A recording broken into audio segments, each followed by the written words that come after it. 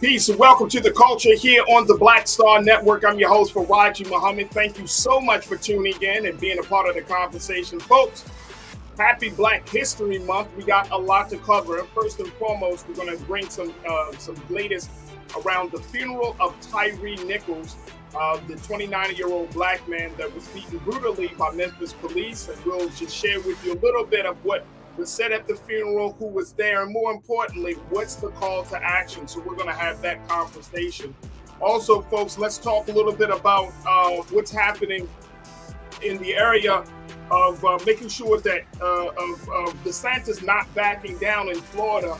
He's making some other moves. We got our sister Suzette Speaks that's going to bring us the latest, but this governor is moving off the trail.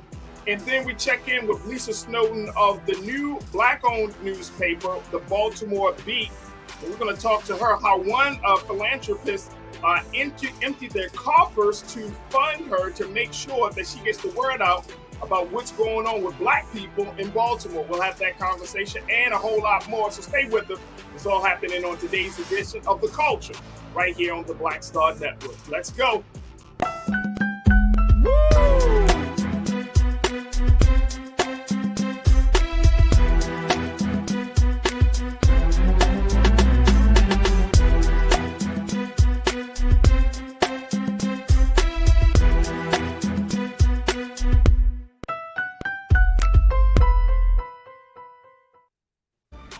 Welcome to the culture here on the Black Star Network. I'm your host, Farajii Muhammad. Thank you so much for tuning in. First and foremost, folks, we got a lot of big firsts for the day. Of course, it is Black History Month, so the beginning of Black History Month for the year of 2023. And of course, here on the Black Star Network, here on the culture and all of our program, we'll be giving you all of the news and information, the history, the facts, the figures, everything you need to know to make sure that you celebrate these next 28 days in the right spirit, with the right mindset, understanding the value, the contributions, and most importantly, talking about the struggle of Black people in this country. So I don't want you guys to turn away for a moment as we have these conversations over the next 28 days. Also, folks, it's a very special day for us here at The Culture, where we're celebrating our 1-year anniversary. Yep, it was 1 year ago today that we kicked off this show, and it has been a thrilling ride, to say the least. And so today, we're just going to continue to do the great work that we have been commissioned to, but we will certainly, spend some time to just thank all of those who have been contributing, who have been making sure that this platform is a safe space for so many important conversations. And I just could not be more proud of the great work that my team has done to make sure that the culture is one of the most thought-provoking shows here on the Black Star Network. And of course, big shout out to Big Brother Roland Martin for just extending the opportunity, providing the foundation for us to have these conversations. So we'll certainly do our celebrating later on in the show. And of course, folks, we want you to join us in the chat as we have these big discussions.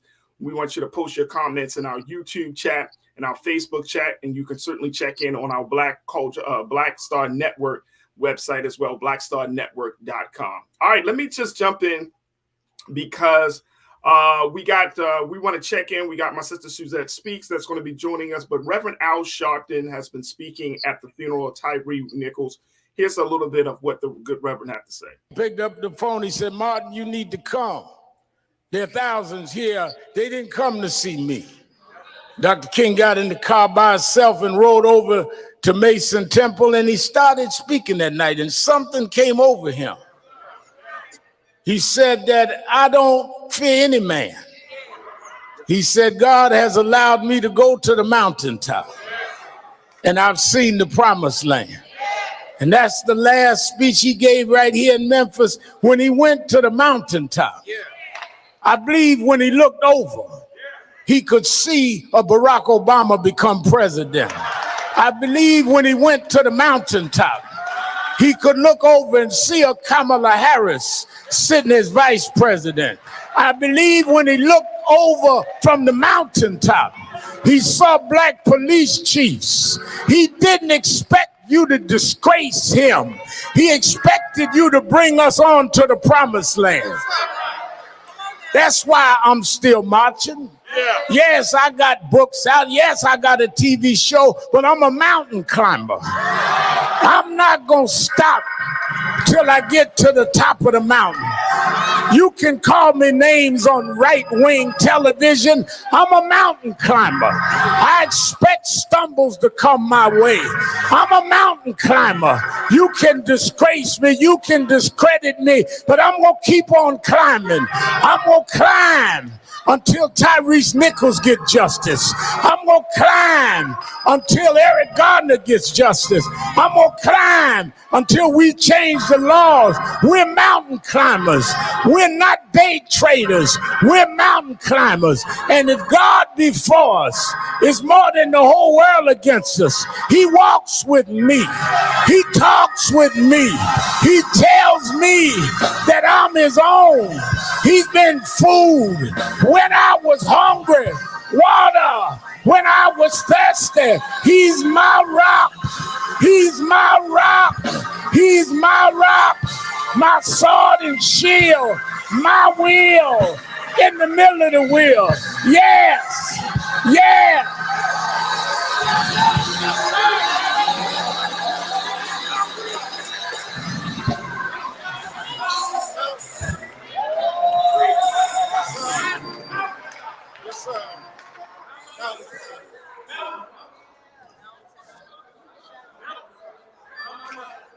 Let us have a call to action. Let us go forward to get justice. Let us all be mountain climbers. Don't stop till we get to the top. Many years ago, there was a young boy killed at a boot camp in Florida. Those in charge killed this boy. There was a young lawyer that called me in New York and asked me to come and stand with the students in Tallahassee, Florida. And I went down and we led some marches. After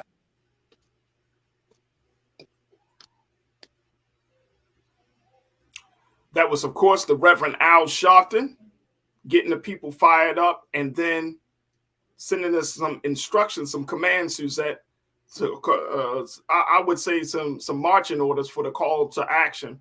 And this is what Reverend Al Sharpton does. This is the work that he has been doing for many, many years, not just in the state of New York, but he has been doing this all across this country and in some parts of the globe. And so I'm not surprised to see him deliver any remarks at today's funeral for Tyree Nichols. But this is unfortunately another case, Suzette, where the family has to pursue justice for something that shouldn't have never happened in the first place. Yes. First of all, greetings to the Culture Crew family. I just want y'all to know I don't have my phone. I'm using my phone right now. So thank you for all the greetings in the chat and salute to everybody watching.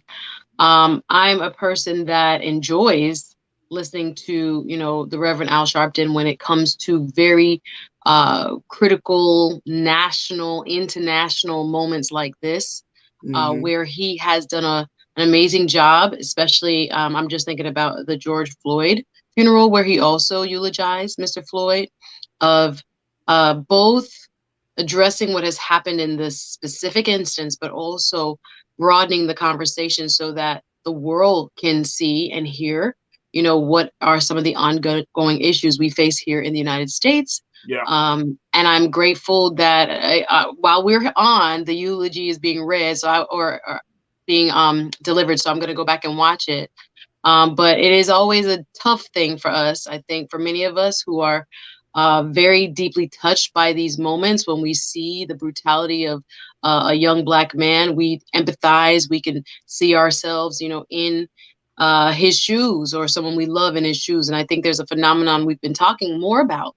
It's been mentioned, called linked fate, where there are, psychological impacts that these moments have on us. So we have to remember those things. But yes, I do think Reverend Al Sharpton and many like him who have been in this fight a very long time are really the most appropriate messengers in times like this, because they've seen, you know, where we've been and where we've come. So I'm grateful that he, along with Vice President Kamala Harris, are in attendance today. Absolutely. I want to go back to just hearing some more remarks from today's funeral proceedings. Here's more of Reverend Al Sharpton. Check this out, folks.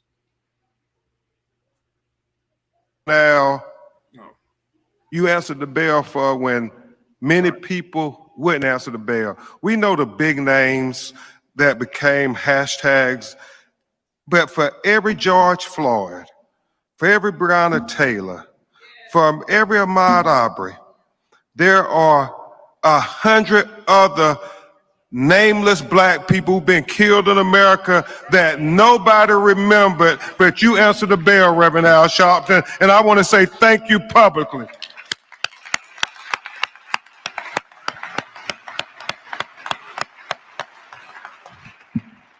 To Pastor Turner, thank you for allowing us in your cathedral. To all the other clergy, to Mayor Keisha Lance Bottom, we thank you for coming. To Congresswoman Sheila Jackson Lee, who told Rovon and Rodney that not only is she going to reintroduce the George Floyd Justice and Policing Act right after the State of the Union address, but she is also going to have a Tyree Nichols duty to intervene in that legislation. So thank you.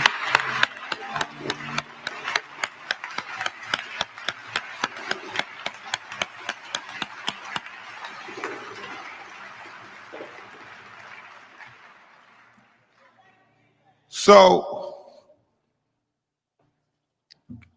Congressman Steve School, we thank you for your great leadership here in Memphis, Tennessee. And certainly to Mitch Landry.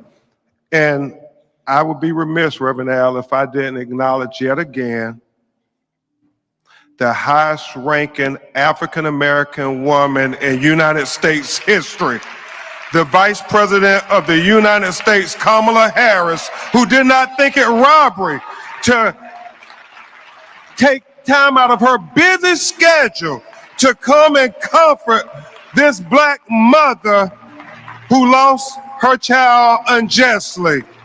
Thank you, Madam Vice President. We will never forget this day.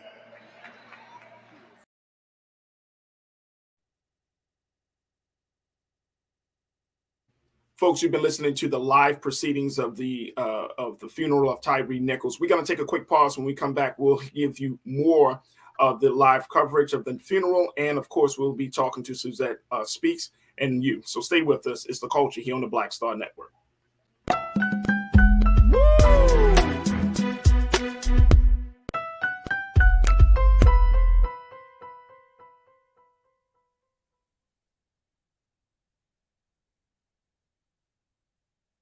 Black Star Network is here. Oh, no punch! I'm real revolutionary right now. Thank you for being the voice of Black America. All momentum we have now, we have to keep this going. The video looks phenomenal. See, there's a difference between Black Star Network and Black-owned media and something like CNN. You can't be Black-owned media and be scared. It's time to be smart. Bring your eyeballs home. You dig? When you talk about blackness and what happens in Black culture, we're about covering these things that matter to us, speaking to our issues and concerns. This is a genuine people-powered movement. There's a lot of stuff that we're not getting. You get it, and you spread the word. We wish to plead our own cause. Too long have others spoken for us. We cannot tell our own story if we can't pay for it. This is about covering us. Invest in black-owned media. Your dollars matter. We don't have to keep asking them to cover our stuff. So please support us in what we do, folks. We want to hit 2,000 people, $50 this month, raise $100,000. We're behind 100,000, so we want to hit that. Y'all money makes this possible. Check some money orders. Go to P.O. Box 57196, Washington, D.C. 20037-0196. The Cash App is $RM Unfiltered. PayPal is R Martin Unfiltered. Venmo is RM Unfiltered. Zelle is Roland at RolandSMartin.com.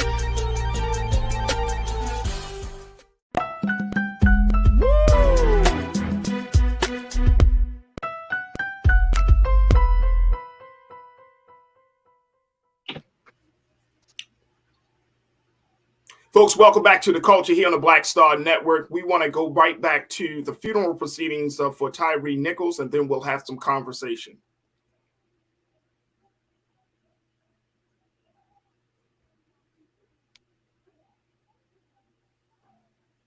It is a plea for justice for Tyree Nichols, the brother. It is a plea for justice for Tyree Nichols, the father. But most of all, it is a plea for justice for Tyree Nichols, the human being. The human being.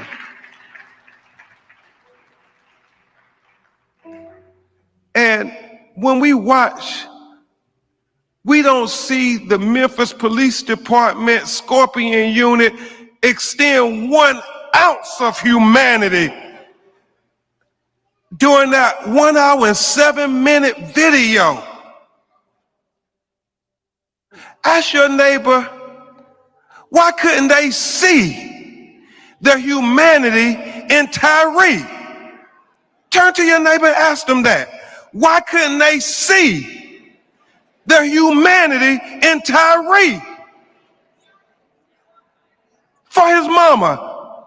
Turn to your neighbor again and ask them, why couldn't they see the humanity in Tyree? And then finally for his son, turn to your neighbor and ask, why couldn't they see the humanity in Tyree? Because we have to make sure they see us as human beings. And once we acknowledge that we're human beings worthy of respect and justice, then we have the God-given right to say, I am a human being and I deserve justice. Not just any justice, but equal justice. And that's what we're going to get for Tyree Nichols, equal justice. And Miss Ravon, Rodney, Jamal, Michael, Kiana, to all his family, grandma, his son.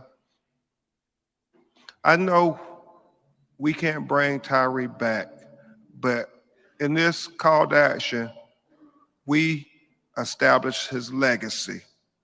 And let's never let them forget Memphis, because his legacy will be one of equal justice.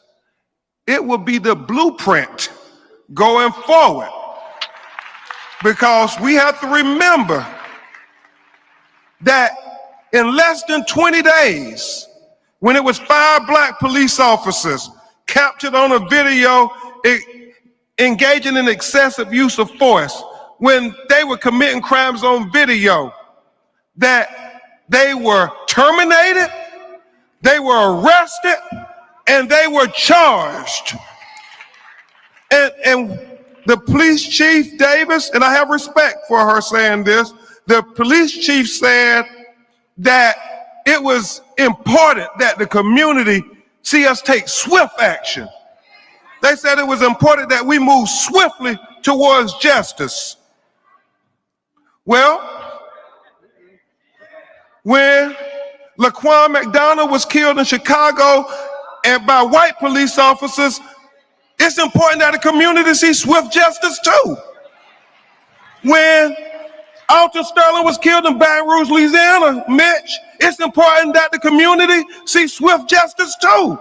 When Stephon Clark was killed in Sacramento, California, it's important that the community see swift justice too.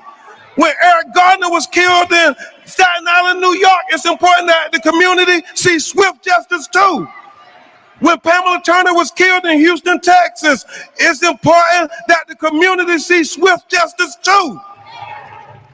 When E.J. Bradford was killed on Thanksgiving night in Birmingham, Alabama, it's important that the community see swift justice too. When Terrence Cratchit was a black man, Reverend Al, having car trouble in the broad daylight in Tulsa, Oklahoma, walking away with his hands up, and they shot him in the back on video. It was important that the community see swift justice too on that. When Botham Jones eating ice cream in his own apartment, policewoman come in, shoot and kill him, say, I thought it was my apartment, and said stand self-defense in her position. It was a need to have swift justice too. And so no more can they ever tell us when we have evidence on video of them brutalizing us, that it's gonna take 6 years, that it's gonna take a month, that it's gonna take 3 years like Laquan McDonald. No. 20 days. We gonna start counting. We can count to 20. And every time you kill one of us on video, we gonna say the legacy of Tyree Nichols is that we have equal justice swiftly. Swiftly.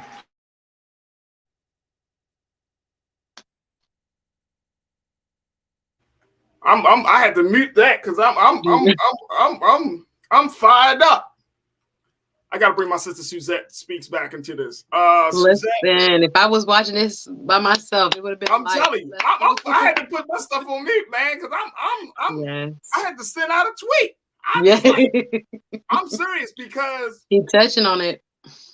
I'm serious. I'm serious, and I know that when we have these moments, certain things click, right? And the beauty of and this is no shade on any other folks, but black folks know how to drive it home. You know what I'm saying? And it's like when we have these big moments, we can even go back to when Johnny Cochran learning how to use language. Yeah. The shortest amount of words to convey the biggest thought.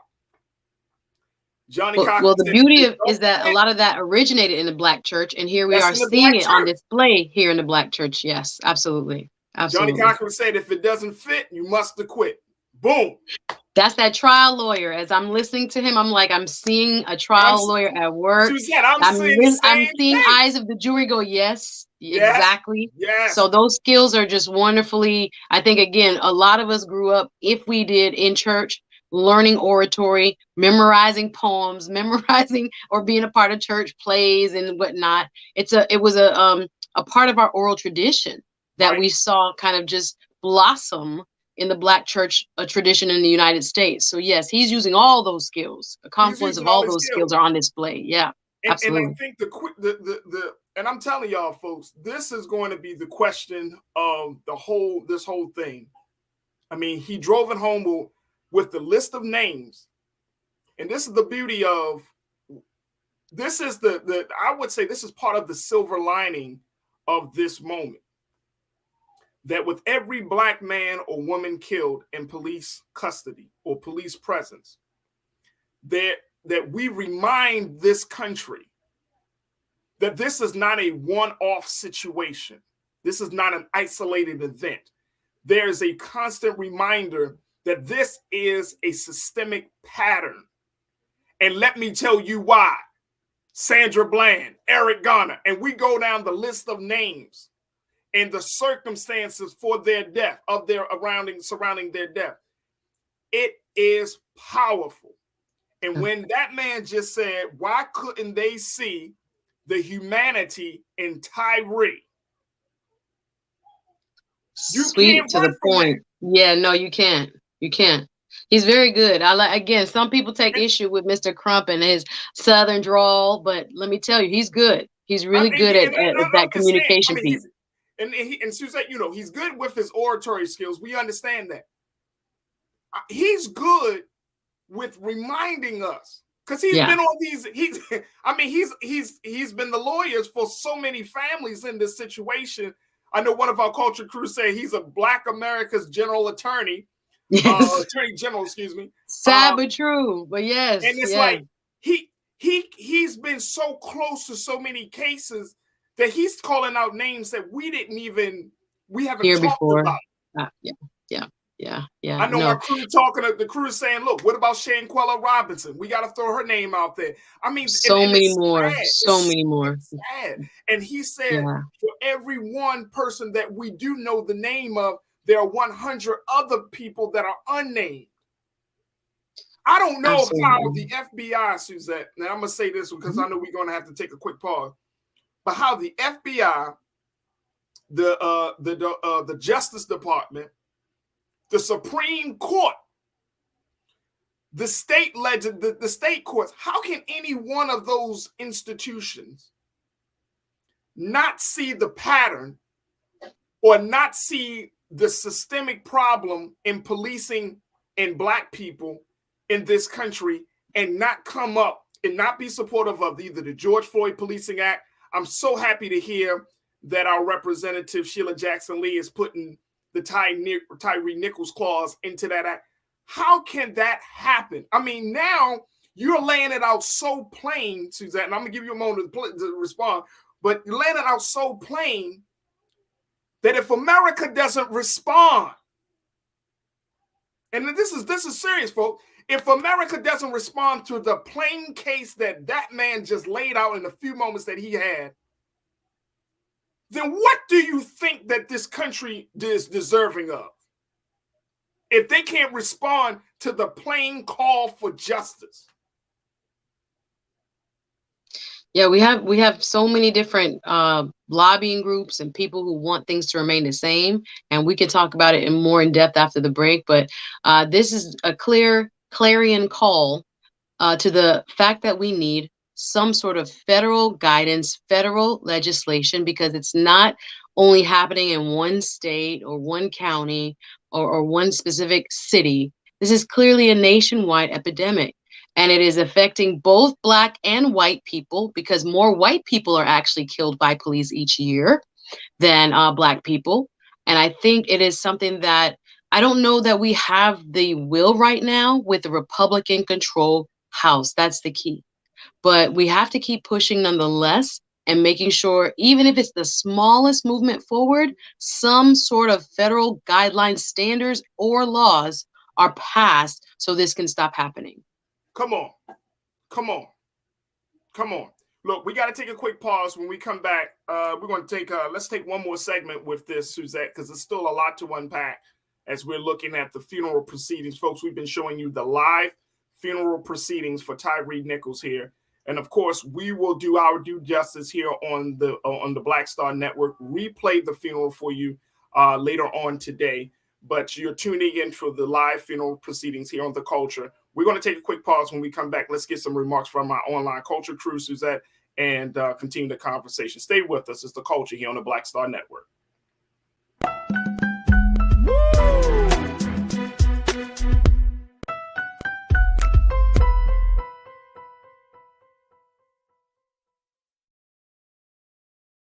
Don't you think it's time to get wealthy? I'm Deborah Owens, America's Wealth Coach, and my new show on the Black Star Network focuses on the things your financial advisor or bank isn't telling you. So watch Get Wealthy on the Black Star Network.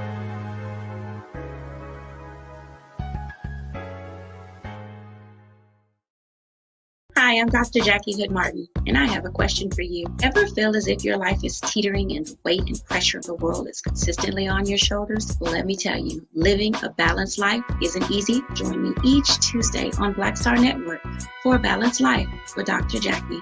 We'll laugh together, cry together, pull ourselves together, and cheer each other on. So join me for new shows each Tuesday on Black Star Network, A Balanced Life with Dr. Jackie. Folks, Black Star Network is here. Oh, no punches! I'm real revolutionary right now. Support this man, Black Media. He makes sure that our stories are told. Thank you for being the voice of Black America, Roland. Stay black. I love y'all. All momentum we have now, we have to keep this going. The video looks phenomenal. See, this difference between Black Star Network and black-owned media and something like CNN. You can't be black-owned media and be scared. It's time to be smart. Bring your eyeballs home. You dig?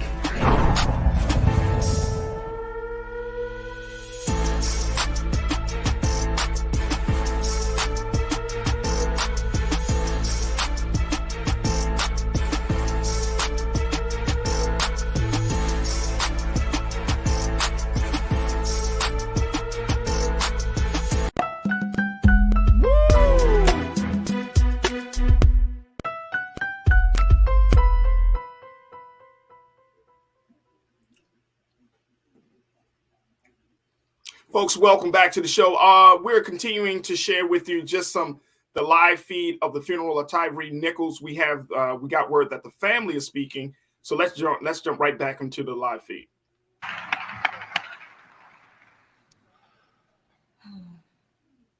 This is gonna be tough. The poem I wrote is called "I'm Just Trying to Go Home."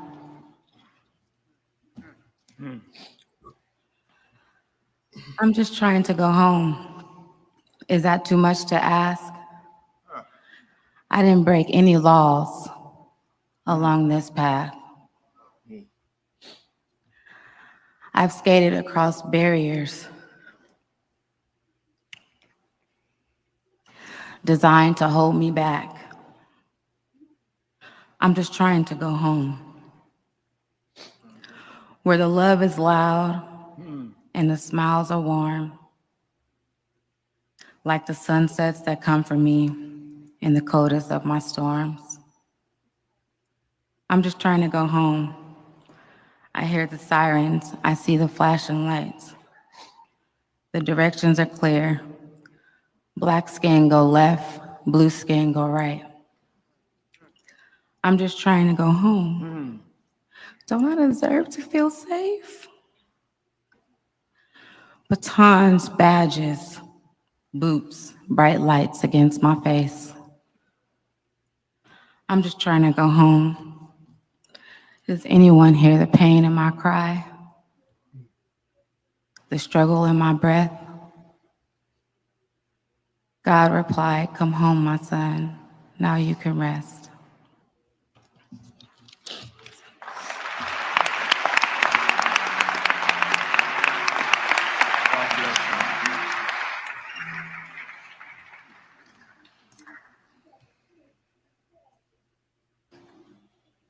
We're going to hear now from his brothers, James Lazare and Jamal Dupree.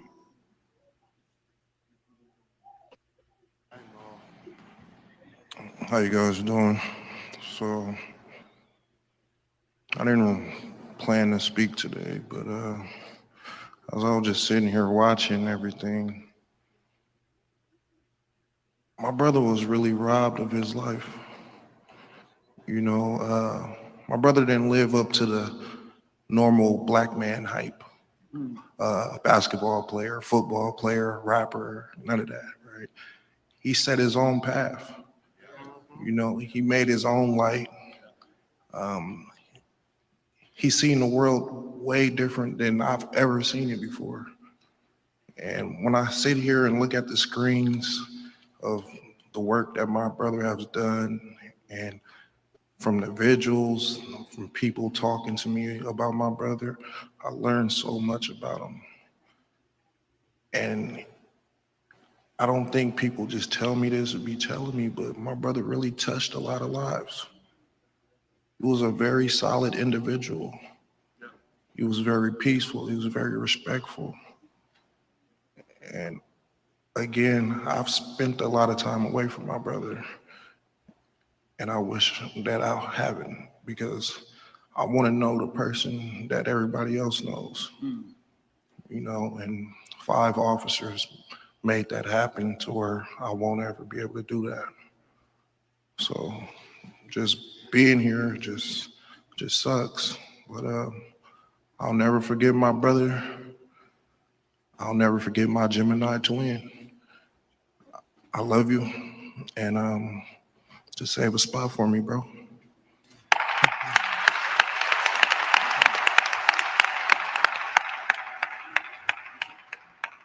Good evening. My name is James. My god brother is Tyree.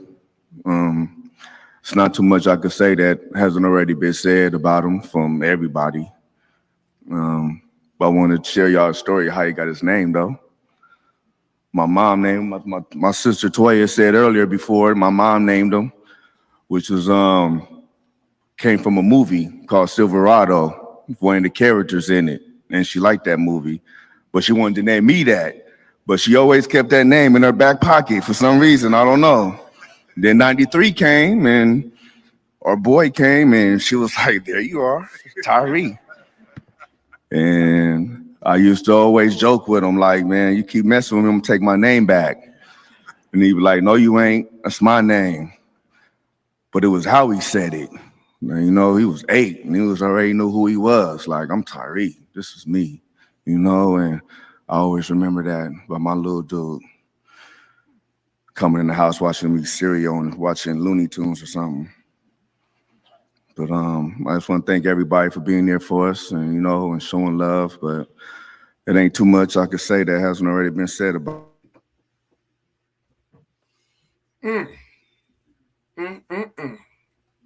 Suzette, y'all see me? Yes. I'm This is raw, folks. So you know, let's bring Suzette back into the frame. So my energy right now is I'm all over the place. You know, not just I'm tuned in, but I'm just. This is hard to watch. Yeah, no, it's deep. There's a lot there happening, and again, sometimes it's a lot for us to process. Even though, again, we are not necessarily a part of this family, we are connected. We are part of the human family. And I think in a lot of the context that we're receiving about who he was as a person, it makes it even more difficult to process what actually happened to him. And I want to say this because in news coverage, and I've been listening to a lot of different programs talk about how the news covers the loss of Black life, and the narratives sometimes perpetuate that implication that we did something, that somehow we deserve this. So I want to put it out there that this man did not deserve this. This was an innocent man. When we heard about some of the initial police reports that were written up, there were fabrications in them. Let's just call it what they are. That he had reached for one of the officers' gun, that he had, been swerving or driving erratically. And there's no evidence thus far from cameras around the city of Memphis that shows that any of that were true.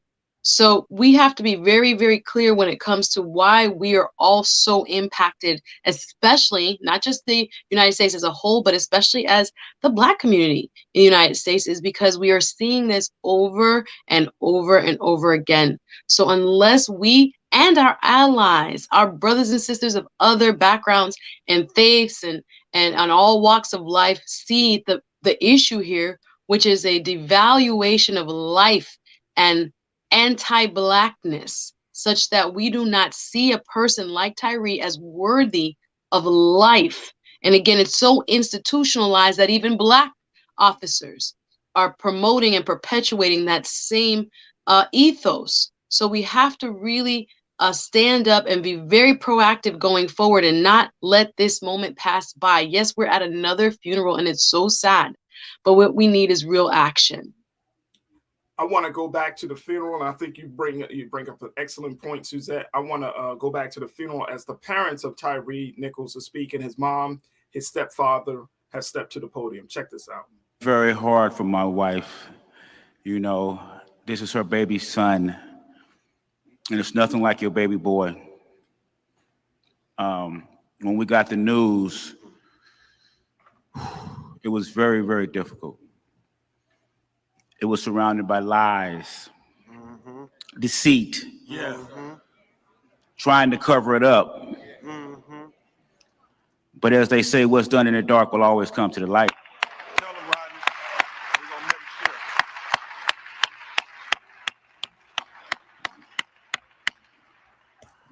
And the light of day is justice for Tyree. Justice for Tyree. Justice for all the families that lost loved ones through brutality of police or anybody. And I can't say enough about how this community, how this nation, and how this world has came together to support my family, to support my wife, and to support me. I appreciate it. Thank you very much.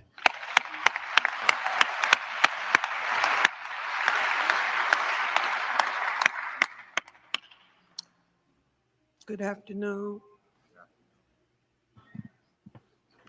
First of all, I want to thank each and every one of you for coming out to pay tribute to my son. Tyree was a beautiful person, and for this to happen to him is just unimaginable.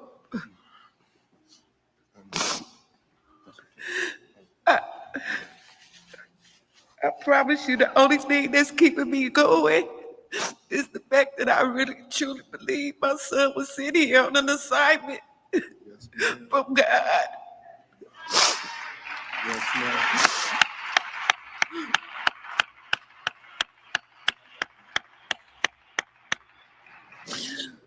And I guess now his assignment is done and he's been taken home.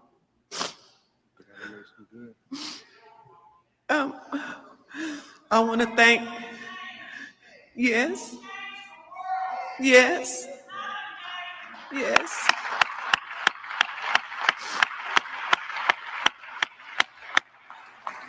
I want to thank all the community activists for being there for my family. I want to thank the chief of police for acting swiftly. The district attorney, the state of Tennessee. I want to thank my lawyers.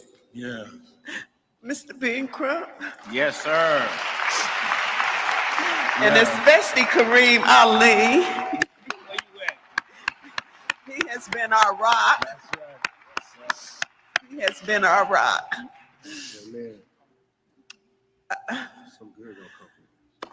I just need whatever that George Floyd bill we needed passed. We need to take some action because there should be no other child that should suffer the way my son and all the other parents here have lost their children. We need to get that bill passed. Amen. Because if we don't, that blood, the next child that dies, that blood is going to be on their hands. Yeah. Thank you.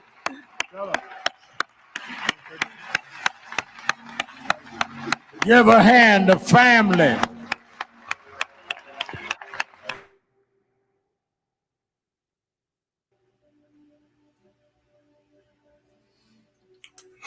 Suzette?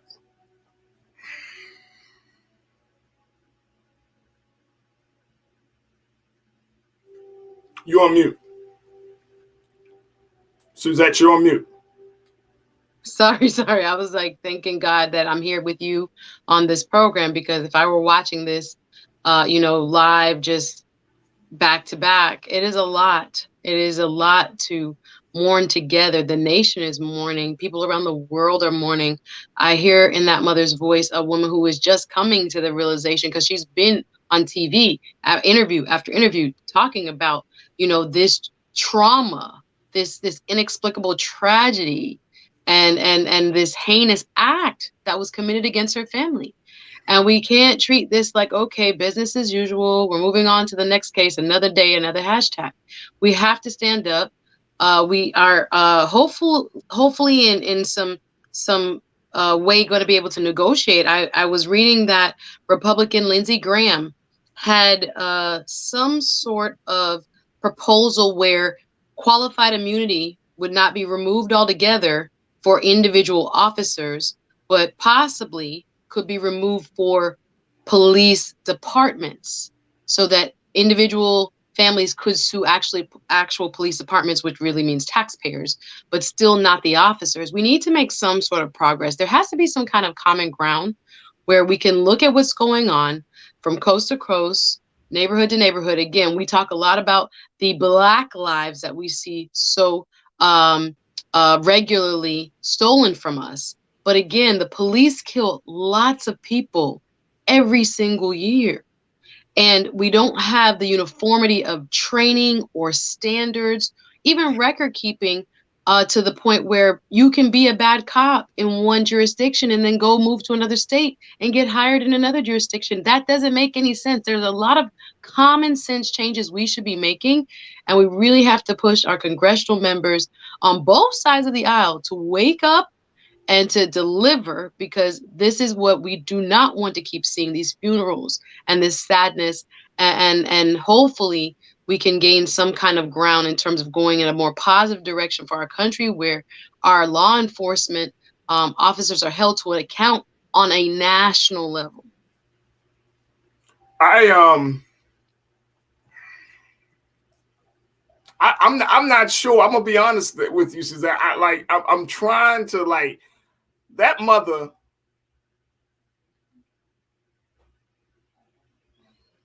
I don't know, my sister, and I'm thinking about his mom, she's putting, you said it best. It's like reliving the trauma over and over again, because this is such a national story, right? International story. But then her putting this hope and faith that this policy will come through, right? We gotta push this thing forward. And see, the problem that I'm having is when Black painting is put on display in a manner in which we're seeing this, it doesn't necessarily move those who hate us, whether you're Black or white, because we're trying to appeal to a moral sensibility that some people just don't have. You see what I'm saying? And that's the part of the pain, because if you look at the history of this country, us trying to make that appeal for what's right, not just politically right, not just economically right or socially right, but what's right for human beings. That's a moral appeal. What we're seeing is a moral appeal for humanity. And we're living in a time where we see beast in human form. Yeah.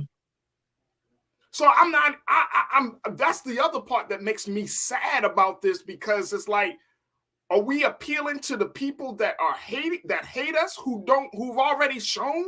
And it's not even about a Black and white thing. You can obviously see that this ain't a Black or white thing, because this was 5 Black men. So now their mentality, we got Black people in this country who don't have a moral compass about killing each other. Now we're trying to appeal for a policy. This is hard. This funeral is being shown all over the world. The pain of Black people is being put on display And we're left, unfortunately, hoping for policy that may not even get passed, that may not even stop the brutality. This is so damn hard. It is. It is. I know I got to take a break. Man, look, I want to shout out to the online culture crew because that y'all have been a phenomenal community. We're still building, we're still connecting, but I thank God that we are blessed to be on this place at this moment all together. So I thank each and every one of you for tuning in. This is the process. This is what we got to go through, but we have to have some very, very hard conversations. Folks, I got to take a quick pause. When we come forward, we have another guest, a very special guest. She's going to be joining us, Lisa Snowden. She's the editor-in-chief of the Baltimore Beat. Get her take on what's been happening. Also talking about the work that she's doing in Baltimore with this Black established newspaper that has been funded. And we'll continue the conversation. Stay with us. It's The Culture here on the Black Star Network.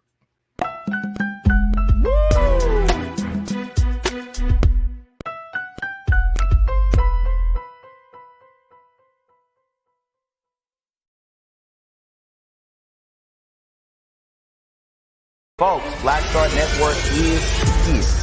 Hold no punches. I'm real revolutionary right now. Support this man, Black media. He makes sure that our stories are told. Thank you for being the voice of Black America, Roland.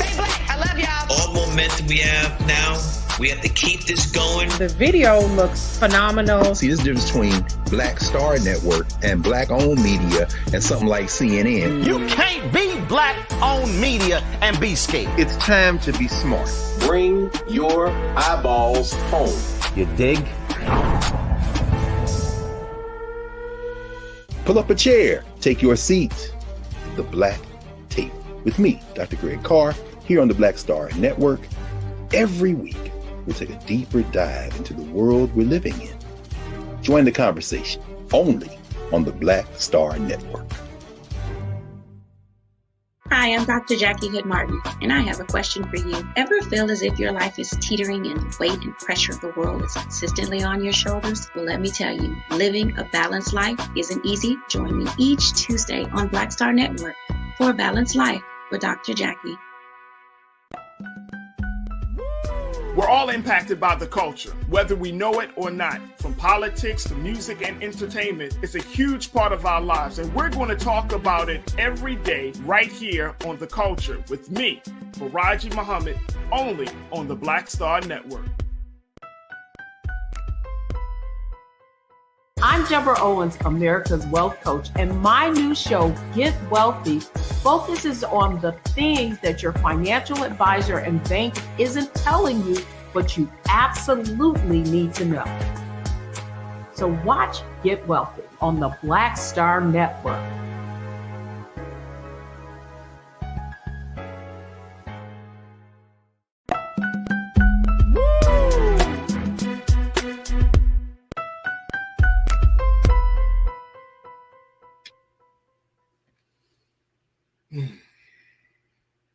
Folks, welcome back to The Culture here on the Black Star Network. We've been showing you live feed from the funeral of Tyree Nichols, and we're going to continue to have some other conversations today, but just trust and believe we are going to replay the funeral proceedings, the celebration of life for Tyree Nichols on Black Star Network. So if you have not had the opportunity to tune in to the past hour that we've been talking about our brother and what's been said at the funeral, don't worry, we will post that funeral proceedings in full on Black Star Network, and you can do your due diligence to tune in to listen, and mostly, and I think importantly, to renew your commitment to make sure that this tragedy does not just end with a hashtag, but it moves us forward and further along. I want to kind of switch gears just a little bit because we have our guest for the day, Sister Lisa Snowden, who serves as the editor-in-chief of the new newspaper, the Baltimore Beat, which is a newspaper that speaks to the culture and to all elements of life of Black folks, especially in the city of Baltimore and around the country. And I'm happy to have my sister on. I'm also, of course, joined by my other dynamic sister, Suzette Speaks, TV host, attorney out of Florida, who's joining us every Wednesday here to have these conversations. Suzette and Lisa. Lisa, first and foremost, welcome to the culture here on the Black Star Network. It's so good to talk to you again, Lisa. How are you? Good. It's so good to talk to you again. I feel like I haven't talked to you forever. I know it's been a long time, and you're coming on a day which is a very historic day, as we looking at this situation with Tyree Nichols. Before we talk a little bit about the work that you're doing with the Baltimore Beat, and that that providing that level of coverage, what's your take on how we have been having the conversation about Tyree Nichols? How I know that every so often the media kind of steps out of its own way and say, okay, did we present this story in a more humane way? Did we do right by the family or by the victim? And I'm wondering, just from your vantage point as another journalist, as a media professional, do you think that this story of Tyree Nichols, the releasing of the video, all of it has been just and fair and humane? No, I mean, I think that, first of all, everything is filtered through a news media that is majority white, that a lot of Black reporters have been telling people for years, don't just listen to police, listen to people that are on the ground. The police can be dangerous for Black people. Black people have been saying that in newsrooms all over the country for years, and it hasn't made a difference. I think that there's a little bit of more sensitivity because these things keep happening. And I think that Black journalists and organizers have just gotten better at saying the things that they've always said, but it's still very much the power lies with police and these structures that harm Black people. We didn't even get this video out until late Friday, end of the day. And then we heard a lot of calls, not really to necessarily say we're going to resolve any issues that led to this young man losing his life, but hey, please just don't riot, please. Right. So it's more of a call to not tear stuff up, rather than a call to really look at this. And here's the other part. I don't think, and Suzette and Lisa, this was what was Ben Crump said. The video is actually 1 hour and 7 minutes. Oh. So when and it was like, whoa, an hour and 7 minutes worth of footage. We're seeing a lot of news medias are releasing clip it, excerpts or whatnot, and some even will post 13 minutes of it. But he said 1 hour and 7 minutes, and that threw me. Wow, I was like, wait a minute, 1 hour and 7 minutes of body cam footage and the whole nine. Yeah. And so when we're thinking about it from that vantage point of not just the brutality, but even the reports have come out, Lisa, where it said the EMS have once they got on scene, there was another 27 minutes before they actually moved out on taking Tyree Nichols and taking him to the hospital. Yep. It's like, damn, what is going on? And of course, those EMS paramedics are now pulled, have lost their jobs, being investigated, the whole nine. But it's like these bits and pieces of this story. And I think this goes to the psychological impact that this has on Black America. Mm-hmm. It's like, we don't get traumatized one time. We get traumatized 2 and 3 times. So, we hear the story once, then we see the video another time. Then we hear more of the story. Oh, somebody didn't save his life in time, the EMS to find. Boom. Then we hear, and the cop that pulled him out of the car, he finally gets he gets some level of consequences. 4th time. It's not a one shot. It's like boom, boom, boom, boom. Yep. And meanwhile, I've still seen 2 other instances of other Black men being killed by police since Friday. So it's like there's still just more footage of other horrific incidents. Right. So how do we, and getting your take on this, there are Black newspapers, there are Black platforms, of course, Black Star Network. There are a number of Black spaces in media that are available. How do we make sure that stories like a Tyree Nichols doesn't get hijacked and causes more trauma to people? How do we take ownership of the story? I mean, I think that Black people, unfortunately, or fortunately, maybe both, we always have to be better, unfortunately. So I think that these are just the moments where we really have to use the talent that we've been given as journalists and, you know, communicators, and do the work. I think I would love it for more Black audiences to support and understand that we don't always have to go to CNN or NBC. Like, we have Roland Martin's, we have Black Star, there's Black media outlets locally and nationally that we need to make sure that everybody's supporting so that we can get these stories from our perspectives. Right. Suzette, what's your take on that? Yeah, I was going to ask Miss Lisa, and thank you for the work that you're doing. We do need more Black outlets that are on the front lines telling our stories, because the numbers have been dwindling over the last few decades. So I wanted to ask you, when it comes to kind of to piggyback on what Farajii just said, selecting stories and how you tell stories, if we're not careful, the news that is necessary for us to share can oftentimes be, as we're using the word, traumatic. So how do you balance presenting news stories that are positive and are uplifting, or just are in some way representing Black joy, as opposed to Black grief, and the narrative that we're constantly seeing? Sometimes, I think to your point earlier, Farajii, that is allowing almost the American culture to become used to Black grief. Oh no, this is what they do. They're gonna have a tragedy happen every so often. They're gonna cry, they're gonna boo-hoo, they're gonna have a big funeral on TV, and then we move on, as if that's natural and normal for Black men not to grow old. So how do you choose what you cover and how you cover, so that there is this balance between what is necessary and sometimes very difficult to talk about, as well as offering positivity and upliftment?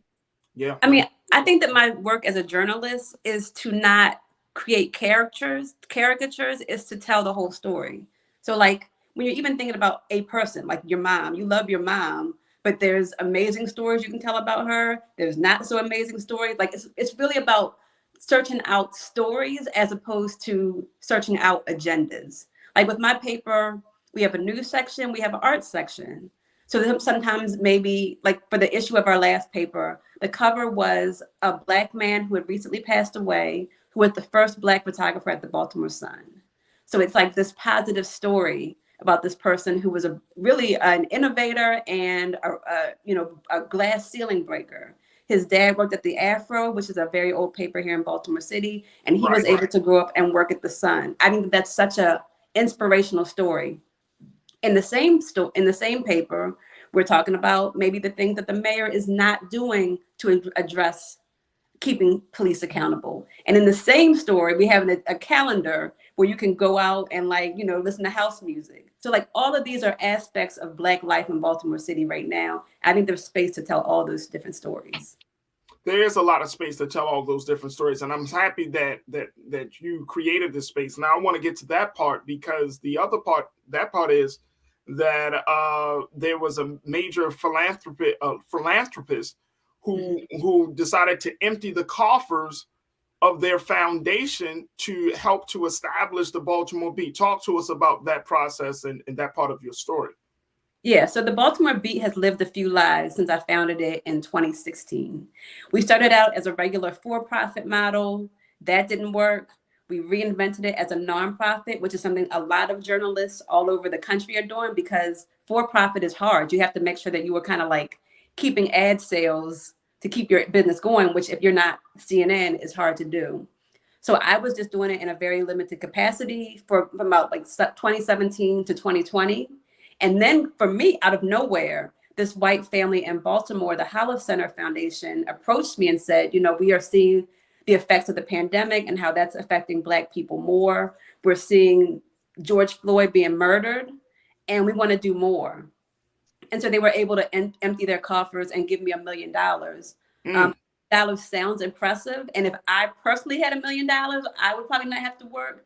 But really for this business, what it did was give me a nice cushion to develop something. So I was able to make hires. I'm able to give out a free newspaper twice a month, which I think is important in a city like Baltimore because it increases access. But I still need to make sure that I am continuing to fundraise to keep things going, because I want to make sure that I have a home where other Black journalists can come and work and tell more stories.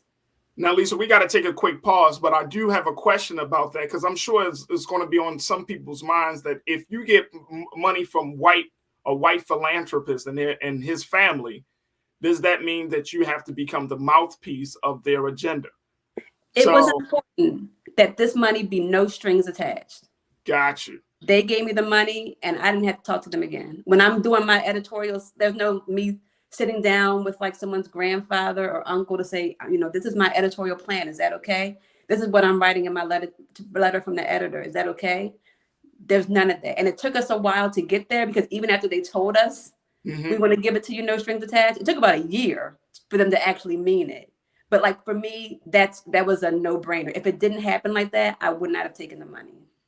We're going to continue the conversations with you, Lisa. And of course, we're going to bring in our online culture crew. We got my sister Suzette. So we got a lot to talk about. So stay with us, folks. We're going to continue the discussion as we check in with Lisa Snowden, who serves as the editor-in-chief of the Baltimore Beat, a new newspaper, Black-owned newspaper, Black-originated newspaper to cover the news and stories in the city of Baltimore that affects stories that have affected Black people and the quality of life there for Black folks. We'll continue the conversation. And of course, I want to hear from you. And we're also keeping our eyes out on the ongoing funeral proceedings for Tyree Nichols. So it's a lot to talk about. So stay with us. It's The Culture here on the Black Star Network.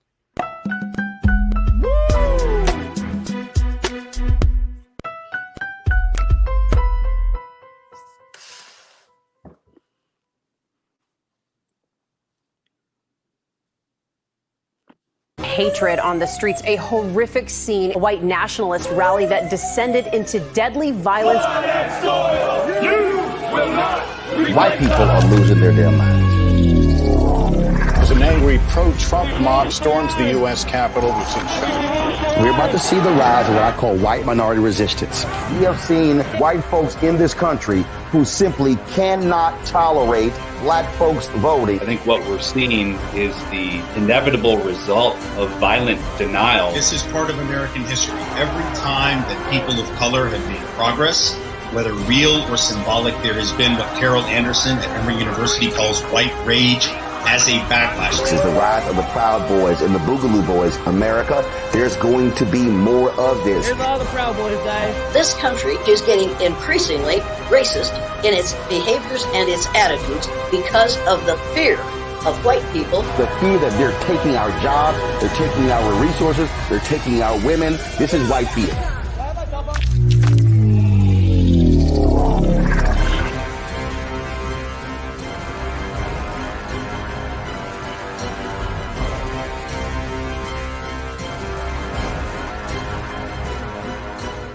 Black Star Network is here.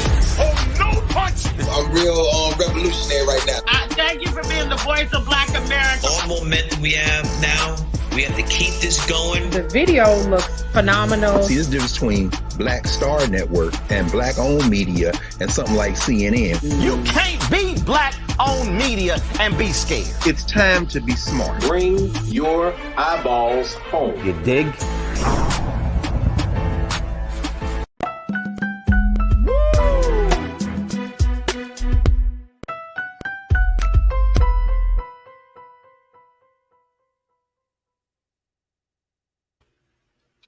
Folks, welcome back. We have been talking to Lisa Snowden, who serves as the editor-in-chief of the Baltimore Beat, a bi-weekly newspaper that covers stories that you don't see in traditional media spaces. Take a look at this, folks. This is their website. You can check it out. And Lisa is the founder of the Baltimore Beat. It started back in, as you heard her say, in 2016, different iterations of it. But she has finally been able to get the foundation that she needs. She got some funding from a white philanthropist families who say, look, just take the $1 million, no strings attached, and do what you do. And now Lisa and her staff are off to the races covering the stories about Black life in Baltimore like no other space. Lisa, thank you again for being with us on the show. Of course, we're also joined by my sister, Suzette Speaks, as we're having a conversation about telling our stories and pleading our case in a lot of different ways. Lisa, you talked about that white philanthropist. He told you, look, we're just going to empty the coffers. We're going to not put no strings attached. It took a year to get to that point. Mm-hmm. And you said yourself just a few moments ago, if there were strings attached, you would not have taken the deal. And you know, some people might look at that and say, okay, but aren't you still indebted to that family, to that group? What's the assurance that you're not going to, you know, that's the deal for people, that people that may be hearing that will say, well, how true is that? What kind of assurance do you normally give them? I mean, when I am planning the issue, I'm sitting down with my Black staff. I have a Black arts and culture editor. I have a Black director of photography. Those are the people that are involved in editorial planning. And those are the only people that I care about when we're doing that work. So, I mean, I don't know how else to say it, but I'm like, there's no other really, even like communication really much with them. Like that's when the editorial planning happens. And I've already kind of written some things that I would think are a little spicy. Like I've kind of, in my letter to the editor and in our news roundup, I try to be pretty blunt about the fact that I do not think that our mayor is doing everything he can to address police brutality.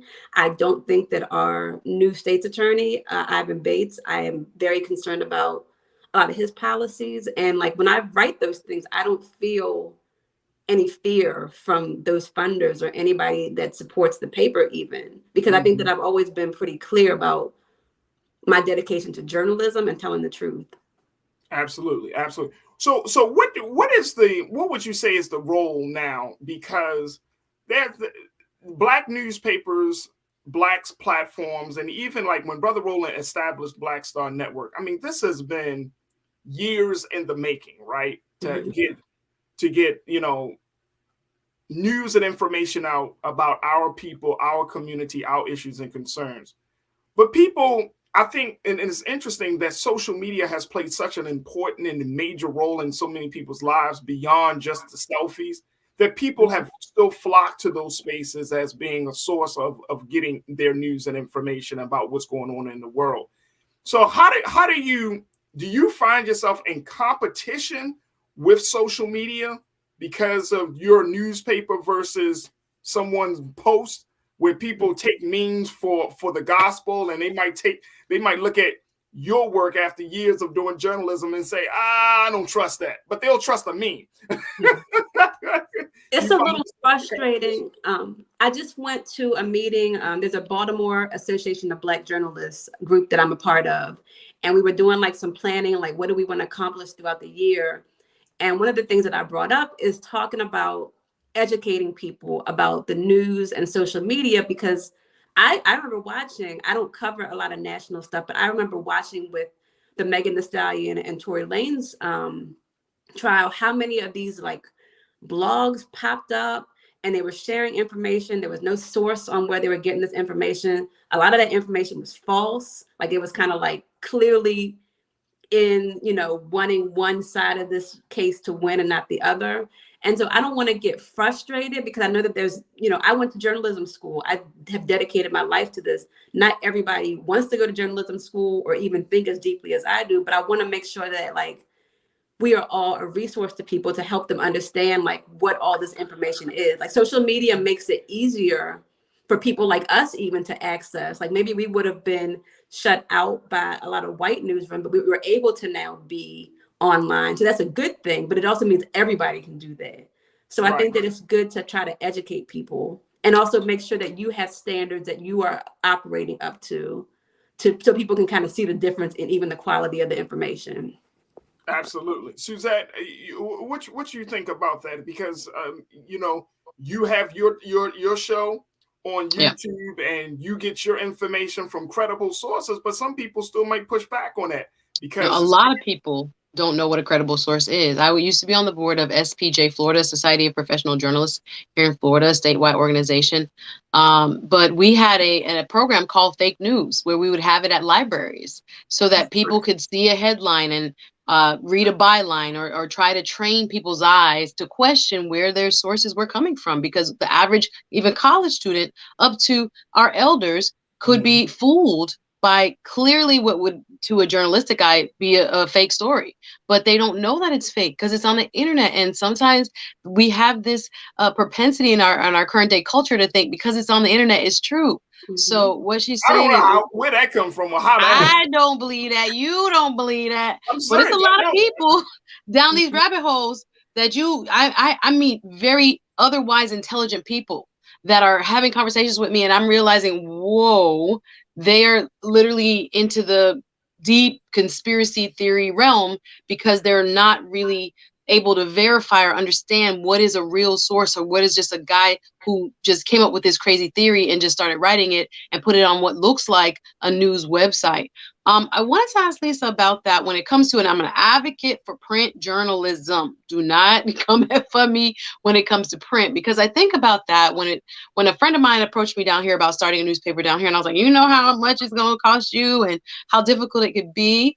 What would you say to anybody wanting to go into, print journalism, and is it worth it versus starting maybe an online platform? Why did you decide, yes, a physical newspaper would do the trick when it comes to, I guess, cross-generational, multi layered communities like the Black communities, economics wise and otherwise?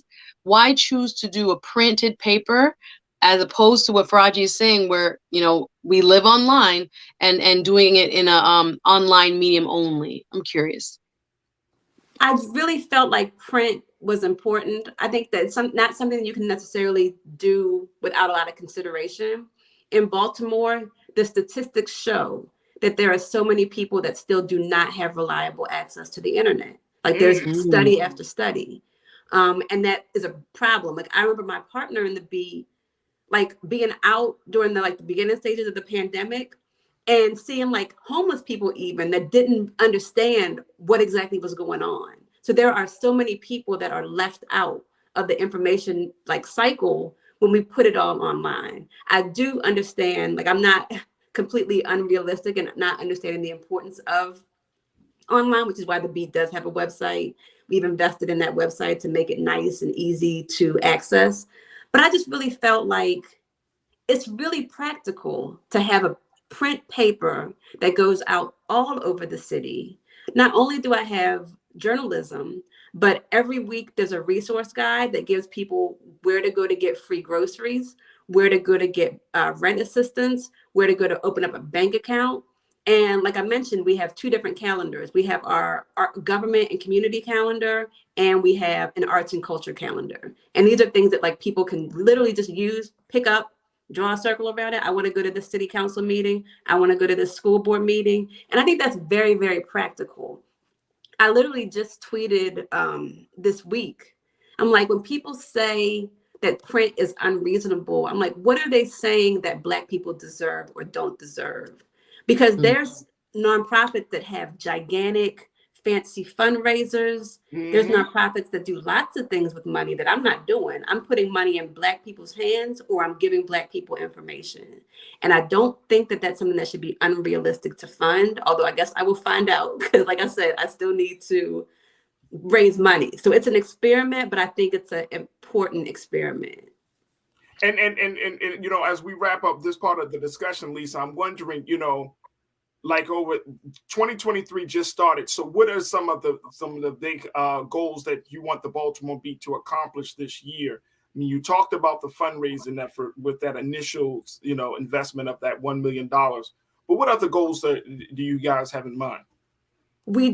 Our last issue that came out last Wednesday, a young Black man who's in school, he's at the University of Maryland, wrote a story for that. So that's what I wanted. Like I said, I want to have this be a resource for young journalists. I want to have more young journalists be in the Beat. I want to be able to have more resources that can be available. Before I did this call, and the reason why I look so crazy right now is I'm still working on next week's issue. I just did an interview with a lady who runs a program called Be More Healthy Babies. It's in Promise Heights, which is a less resourced part of the community, and it's helping women learn how to take care of themselves and their babies so that they don't lose their babies. And so now I'm like, I want to give people access to information like that. So really it's just like providing the space for more people to have a voice and giving space for more people to have resources, especially as we go into like really more tough financial times where more people are going to need basic things like, where do I go to get some free groceries to feed my kids for the week? You're talking to a national audience. What's the call to action for those who might be tuning in from Texas, from Florida, where Suzette is, and California? Like, how do folks become supportive of the Baltimore Beat from other places? We are on Instagram and Twitter and Facebook at BaltBeat or at Baltimore Beat, I think, on Instagram. We are on www.baltimorebeat.com. I think that the struggles that Black people face in Baltimore are the struggles that Black people face everywhere. I also think that this is a place that can really be nurturing what can one day maybe be journalists in your community, even if you're not here in Baltimore. So if you can support in a small way or a large way, you're really helping invest in the future. So even reading an article, following, giving us some money, all of those are great ways to support. There it is. Lisa Snowden, editor-in-chief and founder of the Baltimore Beat, checking in, talking to us about the latest moves that she's making with the new newspaper. I'm not going to say new. I'm going to just say, what can you say about Lisa? What's the best way? Because you've been around. Relaunched. Relaunched. And you know what? There's no better time to be relaunched than right now, because Black Baltimore and Black America need more spaces to tell our stories and plead our case. So, congratulations on the investment and getting moving further along. But, I really hope and pray that all continues to go well for the Baltimore Beat and the work that you and your team are doing. Because, again, we should not get in the space of we got enough. We don't have enough to cover Black life in this country. Exactly. We don't have Congratulations, sis. Keep up the great work. Thank you. Yeah. And maybe we could have the Miami Beat. Hey, we got a few Black-owned papers out here, but we can take more. And it's funny because there are I go to countries, when I travel, I still find it hard. Like the things that I've been blessed to be a part of in Baltimore, they don't exist in other cities. So I'm talking about major cities. Black radio stations on the FM dial, Black newspapers. And I'm like, you know what? We used to be that way back in the day. You can go to Pittsburgh, you can see the Pittsburgh Courier. You had in Chicago, there was the Final Call. You go into this part or that part. And a lot of these publications, a lot of these platforms no longer exist. And I'm saying major cities. So, I hope that we see a resurgence of that level of coverage in that important space. But Lisa, thank you. You're doing important work, and we truly appreciate you. And you're always welcome to join us to give us the latest updates about the things that are happening in Baltimore. Thank you. Thank you. It was an honor to be on the show. Thank you. Good luck. All the best, Lisa. All right, folks, we got to take a quick pause. When we come forward, let's continue to have the conversation. A lot of you are talking on the chat, talking about next steps, still talking about Tyree Nichols, still talking about what to do, how to move forward. We're going to have that conversation a little bit, but let's get up to speed about what's happening in Florida. My sister Suzette said, Farajii, we need to talk about DeSantis. And well, we're going to talk about DeSantis. And of course, just a little shout out to you to thank you for an amazing first year here on the Black Star Network. So stay with us. A lot to come at you in the final few minutes of the culture here on the Black Star Network.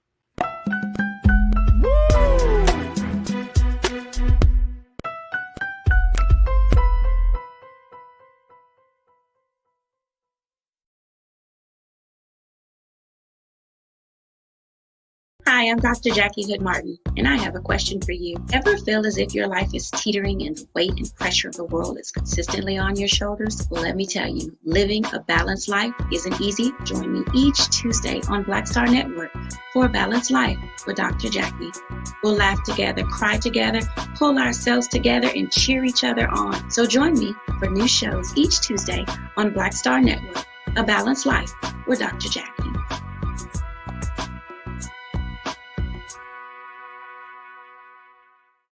Black Star Network is here.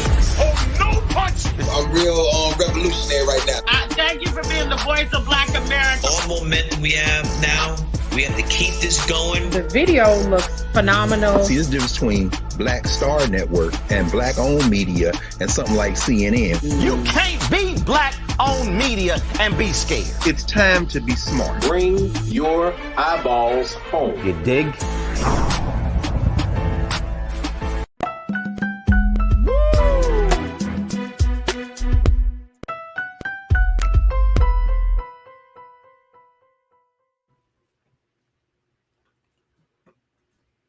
All right, folks, welcome back to the show.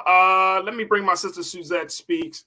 We just got word, Suzette, that the family has now, they're hosting a press conference. The funeral proceedings have just finished. Now they're doing a presser with Reverend Al Sharpton has been speaking, and they're now introducing the legal team, and Attorney Ben Crump is sharing some more remarks. So we're keeping our eyes on this day as we're talking about celebrating the life of Tyree Nichols. But as far as you've heard and as far as you can see, and I'm going to check it out on the replay here on the Black Star Network. And I know you're going to certainly talk about it on your show, Suzette Speaks. Absolutely. So we got to keep the conversation going around this situation.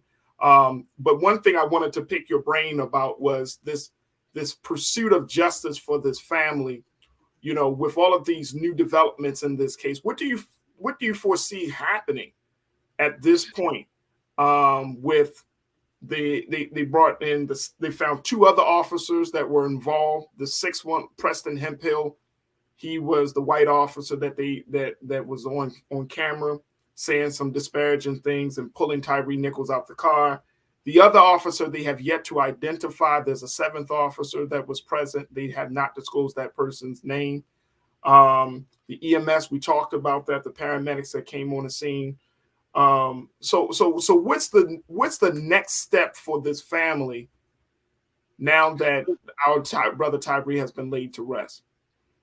Well, now we'll focus on the trial. Now, there are two sides to the justice system here in the United States. We have the criminal side, which is the state, the federal government, or the state or local municipality where you live against an individual who has broken those laws of that municipality or state or the government. So we have what's right now a criminal case pending where 5 police officers who were all charged with maximum second-degree murder on down to kidnapping and other charges will face their day in court. Now, the wheels of justice turn quite slowly, and the parties are going to, some of the attorneys, I'm sure, are going to stall, ask the judge for more time to prepare their case, et cetera, et cetera. But we will eventually get to the point where we are going to see a criminal case and proceeding. The judge will make a ruling as to whether it will be open to the public. I'm hoping it will be, so that, again, things remain as transparent as possible. But we might not always get to see what goes on in court, and there are good reasons for that as well. So I think those trials will be, probably, I don't know how fast things move in Tennessee, but within the next year, we'll say. But you'll also probably see the family file a civil lawsuit, which is 2 individuals or an individual against a company for some sort of liability.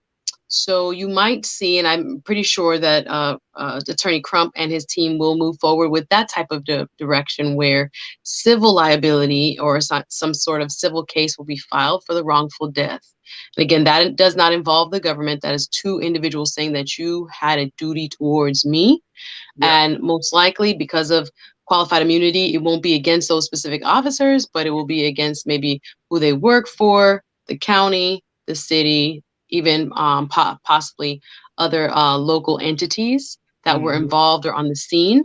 But I'm glad also, Farajii, that there are other people being held to account. As we talked about, where Congresswoman Sheila Jackson Lee said she wanted to add the Tyree Nichols language to a George Floyd proposed bill in Congress, that people who are on the scene have a duty to render aid, to respond. So I'm glad to hear finally that some of the EMS, the emergency folks who arrived on the scene, who were lackadaisical in giving him aid, talking, hanging out, and before you know it, 23 minutes passed by. You gave 27 from the time that he was the beating has started to when aid was rendered to when they actually drove off with him to the hospital. Crazy amounts of time that literally were the difference between life and death. So we might see more officers held to account. I need to have it be as transparent as it was for the 5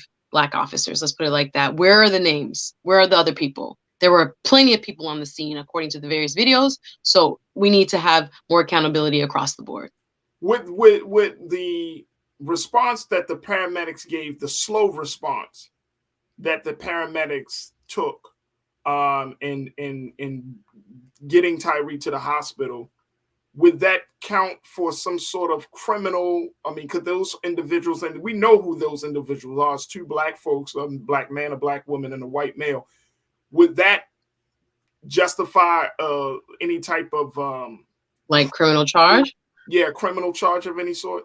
It will be up to the district attorney. So based on the laws of Tennessee, what they can prove based on what is in the statutes is what they'll hopefully charge. So if they meet the requirements of a certain law on the books, then quite possibly.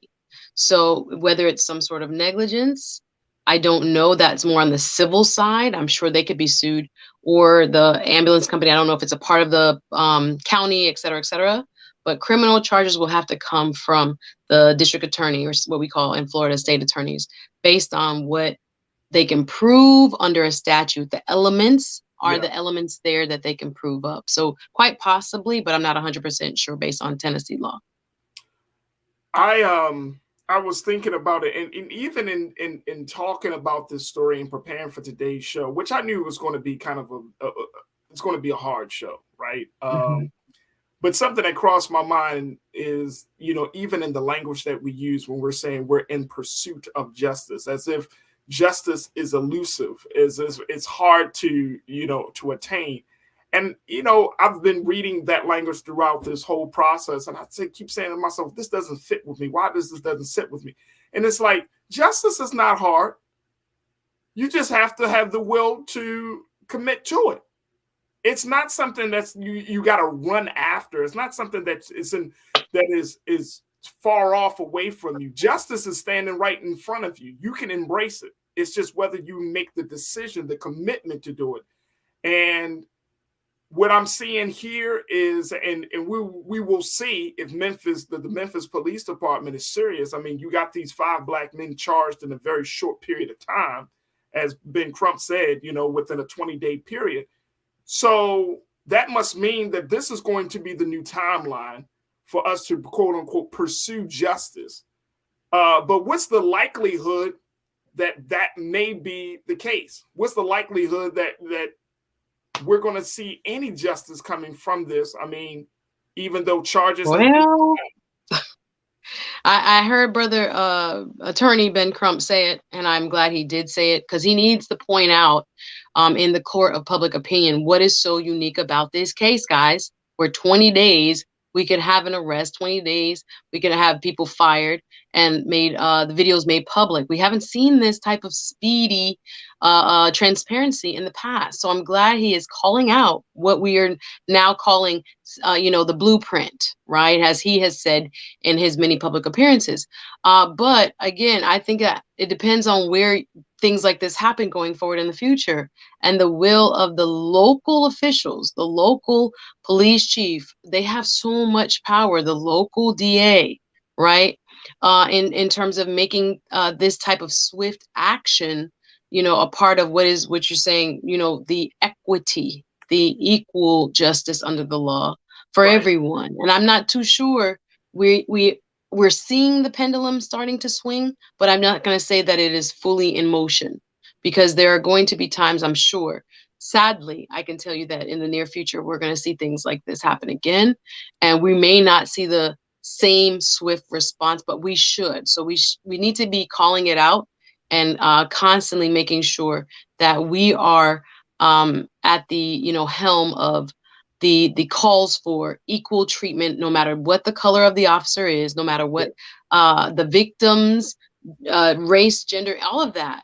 Everybody needs justice. There is no reason that the state official, a police officer who is paid by taxpayer dollars, is in service to the community, taking innocent lives. That is not what we're paying for. That's not, again, what the moral standard should be. And it definitely shouldn't be the legal standard. So I don't know if we'll see a continued trend in this regard, but we're hopeful. Very quickly, before we take our next pause, Suzette, the president is going to be giving his State of the Union address on February the 7th. So that means in 6 days, he's going to be speaking to the nation about the state of the country. I am pretty confident that he's going to include this case in this situation. But how confident are you that he is going to actively call for the passage of the George Floyd Justice for Policing Act? And then, of course, as Ben Crump said, Sheila Jackson Lee is going to introduce that new element after the State of the Union. Do you think the president is going to use his bully platform, his bully pulpit, to truly say, you know what, enough is enough? I think he can, but again, we're going back to our workings of our governments and civics. He can't do it on his own. He needs Congress to move. Before, when the Democrats had control of the House, it passed in the House, or versions of it did, and then it stalled in the Senate. Now the Democrats have the Senate, but the Republicans have the House. So we're going to have some bipartisanship when it comes to this type of legislation. Hopefully some maybe moderate Republicans will come on over and vote with the Democratic caucus so that we can get justice for all under the law in the United States. But yeah, he's going to make mention of it, I'm sure. But again, his role can be limited in terms of what he can do by executive order. It really needs to come from Congress and getting serious, even in spite of the strong gun lobby and a lot of the dollars that are coming into campaigns. And you can get the police lobby. Exactly. The strong so police lobby in this country. Exactly. So that's why we are not getting, oh, well, let's get rid of qualified immunity. They don't have the stomach for that. They're going to dance around it. Like I said, I don't know if Lindsey Graham is even serious about, edging towards X, Y, and Z, but just even a basic database of rogue cops, when we can start to track with federal dollars how many people get shot by cops, what are their backgrounds, where were they located, things like that. There's been resistance to even adjust the federal database so that we can track the numbers and have accuracy in terms of what we're talking about, how big of a problem this is. They don't even want us to really have the data of how pervasive this has been in our country. But American people, I think, are waking up on all sides of this debate and all political leanings. They can see for themselves. That's why I'm so glad, even though this is so tough, this has to be made public. We have to drive the point home. It could have been your son, even if you're white, even if you're whatever. It could be your whatever. We need to see his humanity, and we need to be able to articulate why it's important to have legislation to protect it. Absolutely. Absolutely. Well, look, we're going to take another pause. When we come forward, Suzette, let's talk about what's happening in your home state of Florida with Ron DeSantis. Another fight that's on that's cooking right now, and another opportunity for us to see some justice. We're going to have that conversation up next. But folks, stay with us. More of the culture right here on the Black Star Network, coming right back at you. We'll be right back.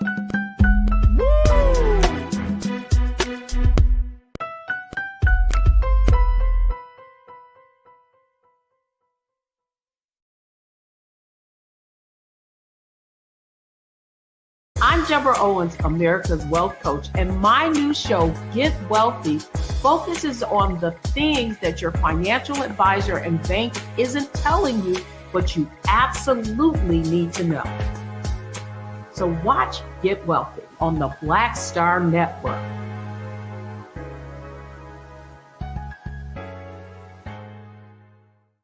Black Star Network is here. Oh, no punch! I'm real revolutionary right now. Thank you for being the voice of Black America. All momentum we have now, we have to keep this going. The video looks phenomenal. See, there's a difference between Black Star Network and Black-owned media and something like CNN. You can't be Black-owned media and be scared. It's time to be smart. Bring your eyeballs home. You dig?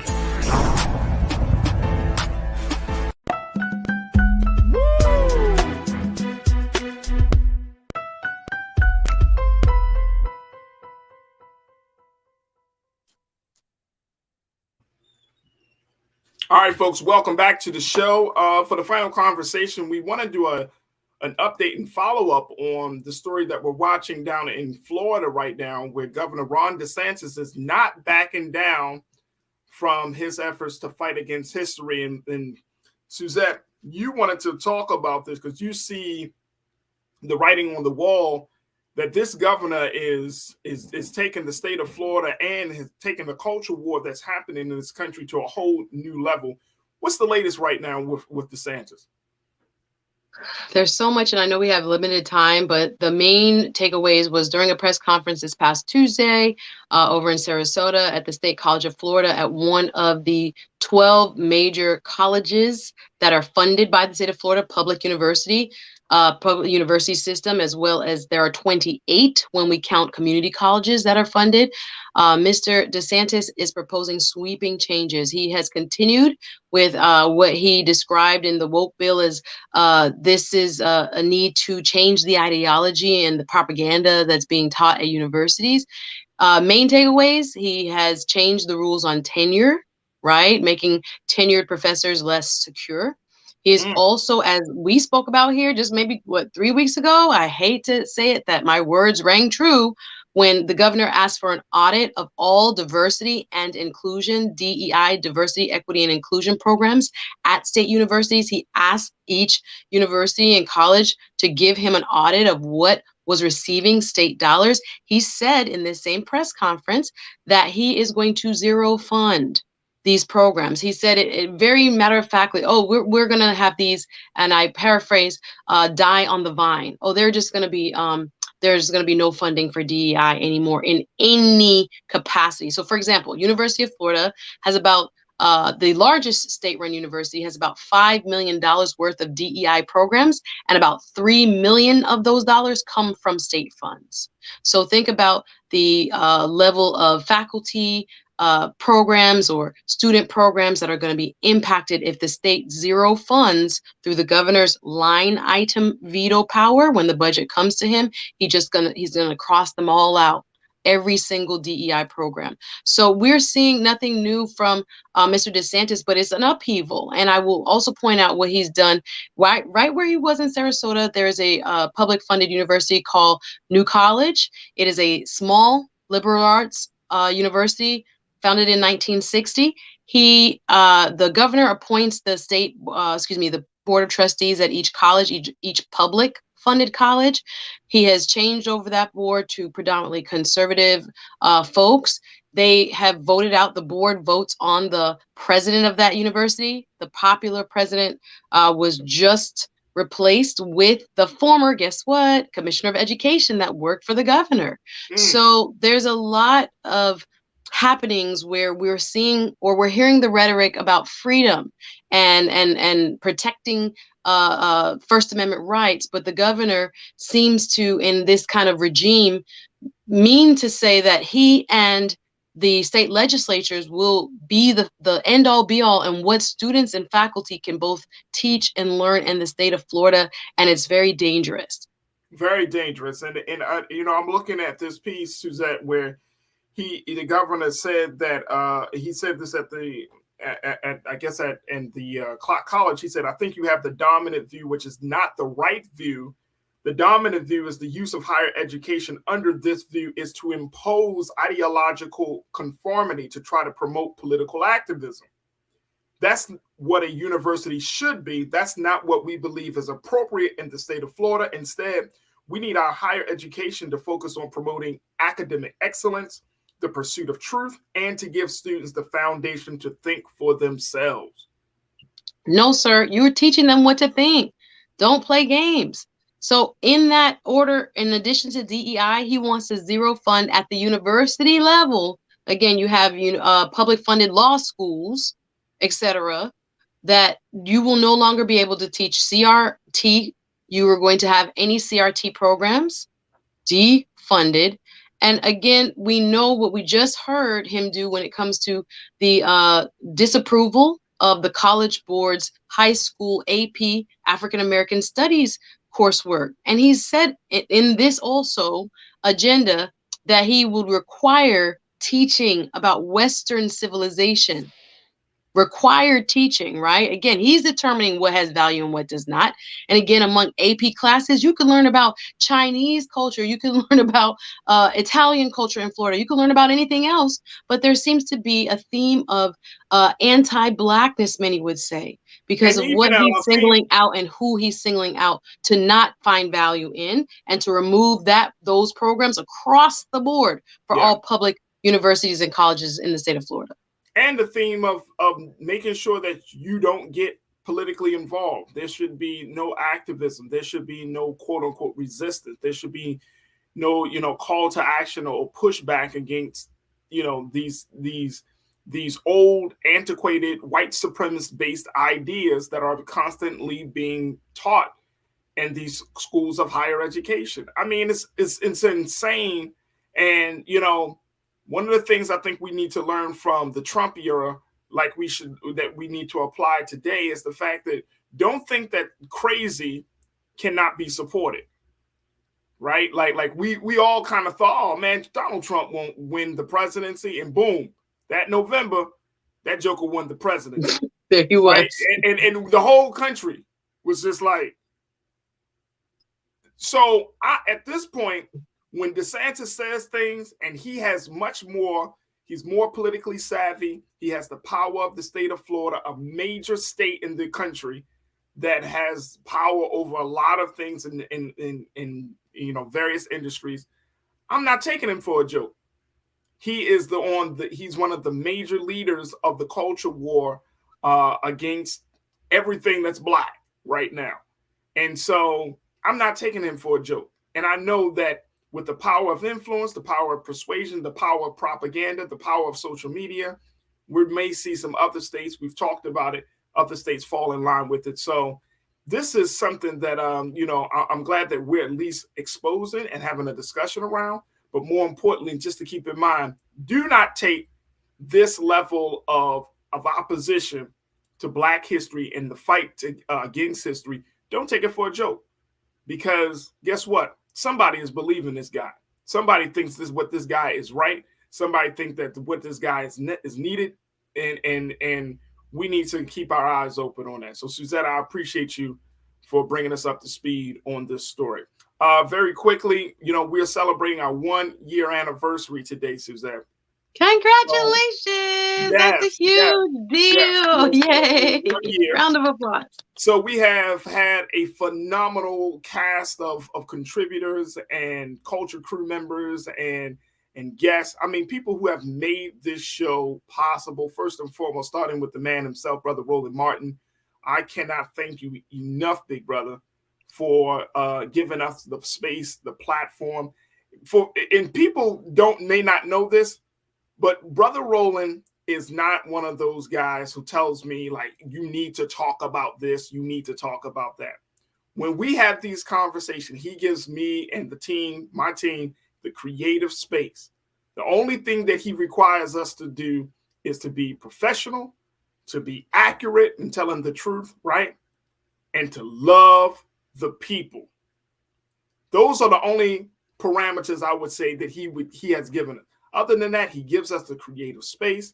He doesn't dictate the agenda of the show, the flow of the show. My team, Joel, Keenan, my control room, Ariel, all of those who have made this show great. And of course, the online culture crew who have made this show what it is today is because of the combined intelligence, the brilliance of all of those who have been a part of the show. And Suzette, I can't thank you enough for being a part of this show. Oh, And you. you know, People don't understand how hard it is to do what you do every single day, y'all, for a year. Brother, have your flowers. My culture crew probably got some story because I've been outside. I've been in all these crazy spaces. I had to move across the country. I was like, pat yo, yourself on the back. But you did it. You should be very proud. You should be very, very proud. My goodness. But it has been a labor of love. So I thank all of them. I thank everyone for their continued support of the culture here on the Black Star Network. And folks, we are just getting started. Black Star Network is growing. When I tell you growing, it is growing exponentially. So your support, your love, your investment, your downloads, your watching, everything matters. Every little thing that you do on behalf of Black Star and the culture matters. And I just wanted to say thank you for allowing us onto your devices, into your homes, into your daily news coverings. Thank you. So Suzette, thank you. Of course, Miami Sound. Yes. Big up Farajii. Look, sorry. I will say, I will never forget when Brother Roland announced that we were going to do this show. Everybody was like, "This guy." Now come on, now. The guy. This is your Look guy. at how wonderful you know. You were doing an amazing job. Look. Never forget. Now people, what they gonna say? Now what they gonna say? Let's some people are like, "This guy." You gonna allow him to show. Proving them wrong every day, sir. Proving them wrong every day. You're doing wonderful work over here, and I'm grateful to be a part of it. So grateful. Thank God to be a that part of we it. are blessed to have it. So big shout out to the Black Star Network. Big shout out to Roland Martin. Big shout out to my control room. Big shout out to the culture crew, the dynamic voices that we've had over this past year. Young voices, personal voice, friends of mine, family members, folks that I have known who are doing the work. Big shout out to the new voices like you, Suzette, who are making this show possible. And to all of you, y'all know who I'm talking about. Each one of you, if you even if you disagree with me and you come back on to watch to see what we have to say, I thank you. Shout out to the culture crew. Yes. Thank you. Without you, there is no culture. I love the community. All right, Suzette, thank you so much for your time today. Folks, make sure y'all check out Suzette Speaks. Make sure y'all subscribe to her show. I became a Patreon of her show the other day because I said she needs to be supported. Thank you. So I appreciate your support. Y'all come check me out. Come subscribe. I really do appreciate it. You're doing great work, Farajii. I just want to encourage you. Keep going, sir. And yeah, we're going to have a lot more great conversations to come for y'all. So thank you guys. Thank you so much. Wait till y'all hear. I got some other stuff in the wait, I got some other news to share with y'all, but it's going to be a little bit. I'm going to drop it later on, but we got some good stuff. So thank you, Suzette. Thank you. See you next week. Appreciate y'all. All right, folks, that's going to do it for us. Again, thank you so much for tuning in. Thank my man Keenan. Thank Joel, my control room. I thank Lisa Snowden for checking in and being a part of the conversation. Our hearts and prayers and condolences go out to the family of Tyree Nichols. We will not forget his name. We will continue to keep you updated about what's happening with the family. We thank Brother Reverend Al Sharpton. We thank Benjamin Crump. We thank those who have been comforting the family during this need. And we will continue to use this platform to be an advocate for justice. So, we are here for you, Black America. Trust and believe that. All right, folks, that's going to do it for us. Make sure y'all support Black Star Network. Go to our website today, blackstarnetwork.com. You can download the app on all of your devices. Support us financially. Share the content that we bring to you each and every day because your support matters. So make sure y'all go to Black Star Network to do your due diligence and support Black media that is making waves in the digital space. Also follow us on Instagram at Black Star Network, as well as on Twitter and IG. And we would love to connect with you. And you can follow me, the Farajii Muhammad. I'm at The Real Farajii on IG, and I'm at Farajii on Twitter. I would love to connect with you and love to continue to build with you. Thank you so much for sending me all the videos and the content and everything. I truly, truly appreciate it to keep me informed about what's going on in the streets. and in the communities and all around the country. So thank you, thank you, thank you. All right, folks, stay tuned. Up next is RMU, Roland Martin Unfiltered. As always, never be afraid to challenge what's wrong. Stand for what's right while being yourself in the process. God willing, we will talk tomorrow for another exciting edition of The Culture right here on the Black Star Network. Peace.